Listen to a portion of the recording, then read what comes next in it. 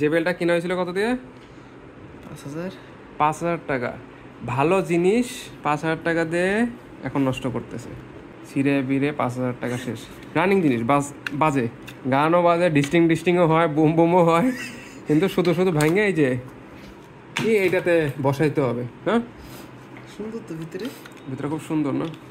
হ্যাঁ চলো কই চলবো? 1 রাউন্ড মাইরে দিই, এছাড়া খোলার উপায় নেই। এই জেবিএল দেখলে কষ্ট হবে। জেবিএল এর ছবি দিলে পাঠানো দরকার, এটা বিনা কারণে জেবিএলটা নষ্ট করতেছে। এই যে অন করে বলছে, এখন কিন্তু বাটনও নষ্ট হয়ে যাবে। সোহান, বাটন বসাবো কোথায়?